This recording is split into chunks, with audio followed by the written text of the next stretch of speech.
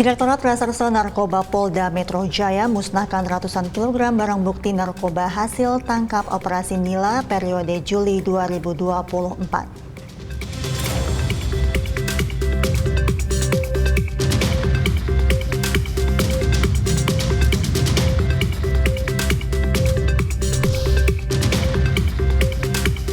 Kapolri Jenderal Polisi Listio Sigit Prabowo meletakkan batu pertama pembangunan gedung Pusdiklat Konfederasi Serikat Pekerja Seluruh ASEAN Trade Union Council.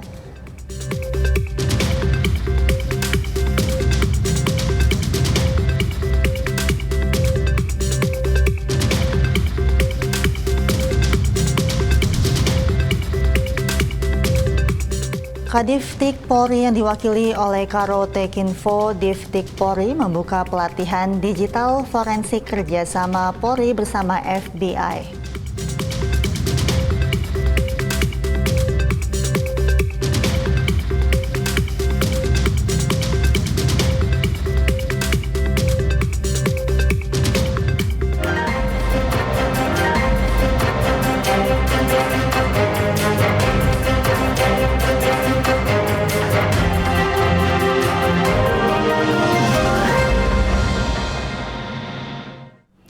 Selamat sore pemirsa, Presisi Utama kembali hadir edisi hari ini. Selain 3 berita utama tadi, selama 1 jam ke depan kami juga telah menyiapkan sejumlah informasi terkini lainnya. Bersama saya, Mentari Tanzil, inilah Presisi Utama selengkapnya.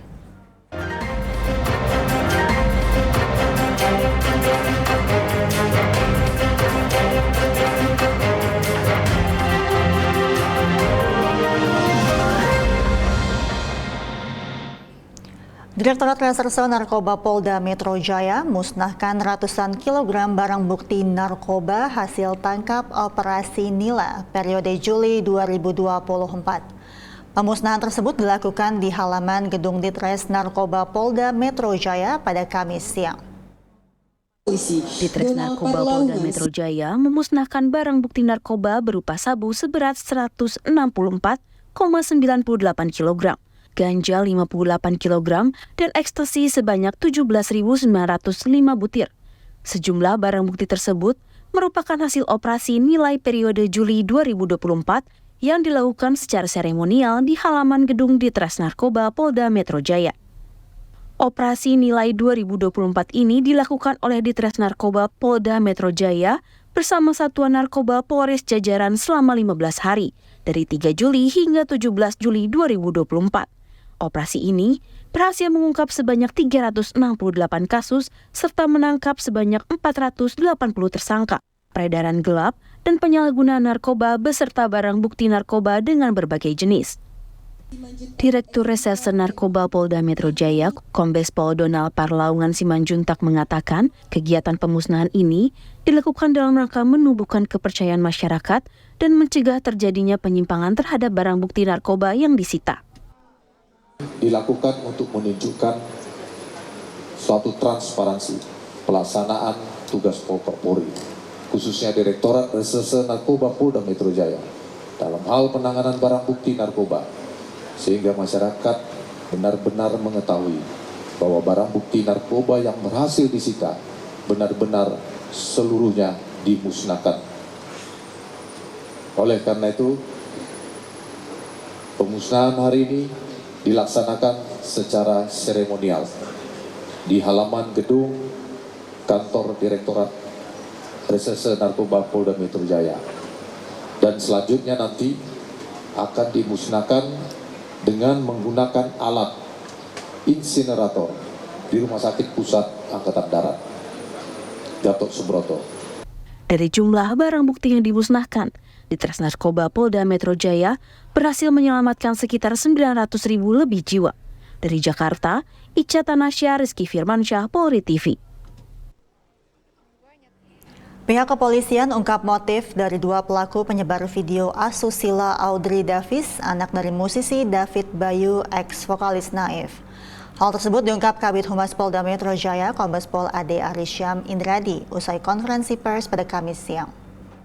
Perkembangan penyidikan dugaan penyebaran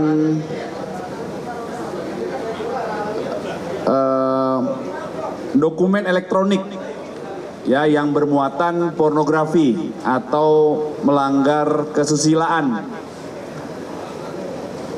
Rekan-rekan sudah kami update kemarin bahwa dua tersangka penyebar sudah diamankan, ditahan.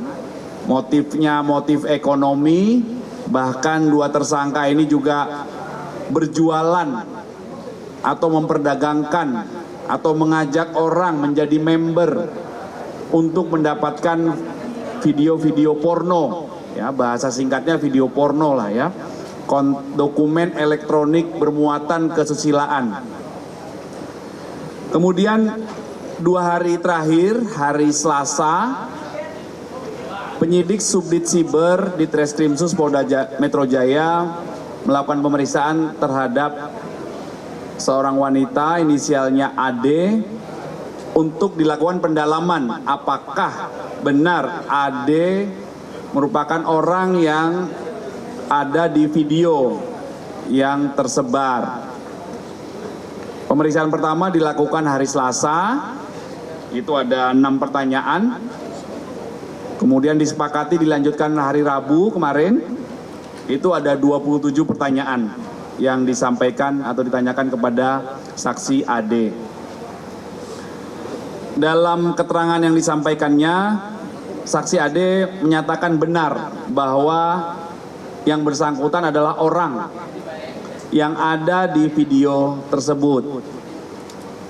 Ya, kemudian ada satu hal yang menarik, rekan-rekan. Penyidik Subdit Siber menemukan satu fakta baru dalam proses penyidikan kasus ini. Karena fakta baru ini merupakan materi penyidikan, maka mohon waktu, sementara belum dapat kami sampaikan. Mohon bersabar, penyidik masih mengembangkan kasus ini. Hasil operasi Pekat Lipu 2024 yang mengamankan para pelaku kriminal atau penyakit masyarakat dirilis langsung Wakapolda Sulsel Brigjen Pol Nasri didampingi Kabid Humas Polda Sulawesi Selatan Kombes Pol Didik Supranoto dan Direskrimum Polda Sulsel Kombes Pol Jamaluddin Farti di lapangan Mapolda Sulsel Jalan Perintis Kemerdekaan, Kota Makassar.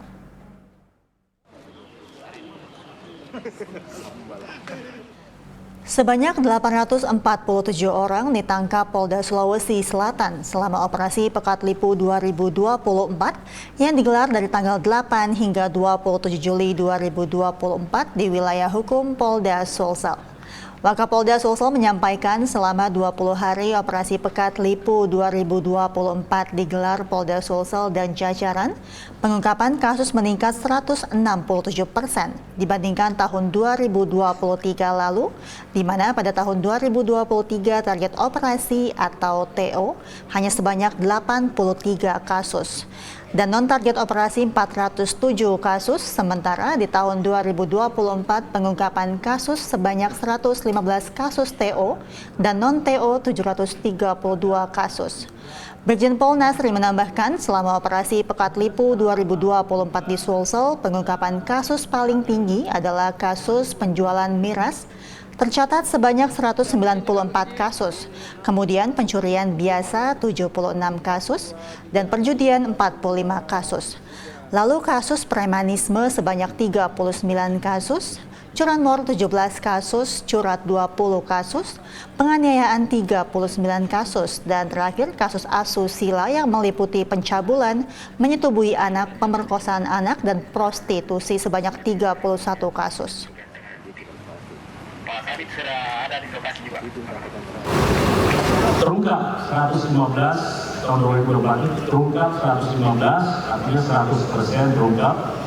Apabila kita bandingkan dengan operasi Pekat Lipu 2023, itu TO-nya 83, terungkap juga 100%, namun ada peningkatan tahun ini sebanyak 32 orang atau 38,55%. Itu kalau kita lihat dari target.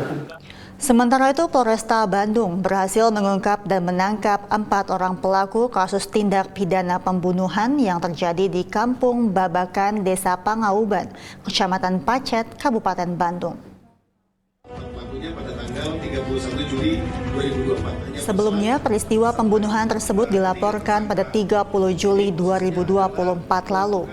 Dan kurang dari 1 kali 24 jam, 4 pelaku berhasil ditangkap. Kapolresta Bandung Kombes Pol Kusworo Wibowo menyampaikan, salah satu keluarga merasa kehilangan terhadap keberadaan korban IN, 24 tahun sejak Januari 2024 lalu. Pada 28 Juli 2024, keluarga korban mendapatkan informasi dari warga bahwa IN sudah dibunuh oleh suaminya, yaitu tersangka AS, dan telah dikubur di area perkebunan dan perbukitan di kawasan Desa Pangauban, tak jauh dari rumah pelaku. Motif pembunuhan yang dilakukan tersangka AS adalah cemburu bahwa tersangka mendengar rumor dari lingkungannya bahwa korban selingkuh, meski belum bisa dibuktikan oleh tersangka bahwa korban selingkuh. Tersangka tetap melakukan perbuatannya dengan dibantu oleh 3 orang temannya. Dan atas perbuatannya, tersangka dijerat pasal 340 tentang pembunuhan berencana dengan ancaman hukuman selama-lamanya pidana penjara seumur hidup. Dilapisi juga dengan pasal 170 karena dilakukan secara bersama-sama. Tersangka melakukan perbuatannya dengan dibantu oleh 3 temannya untuk melakukan pembunuhan. Musibah kebakaran terjadi di wilayah Kabupaten Majene, Sulawesi Barat yang menghanguskan bangunan SMK Negeri 2 Majene di Kecamatan Banggai Timur. Personel Polres Majene yang berada tidak jauh dari lokasi kebakaran dengan sigap bersama warga sekitar langsung mendatangi tempat kejadian untuk membantu pemadam kebakaran memadamkan api yang menghanguskan ruangan sekolah.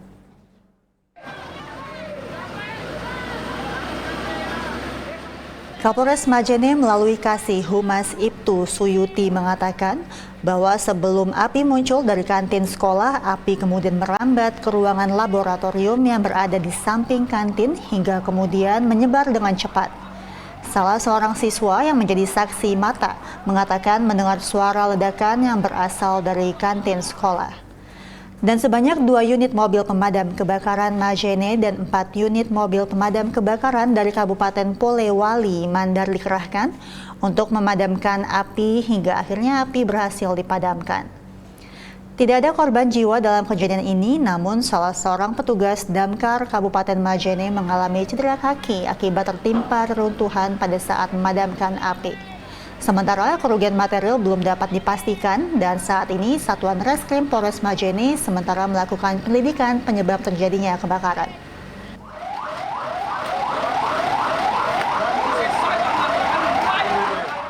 Direktorat Kepolisian Perairan Korpol Airut Bahar Kam Polri berhasil menggagalkan penyelundupan 84.000 benih lobster di Banten. Informasinya akan hadir setelah jeda berikut ini.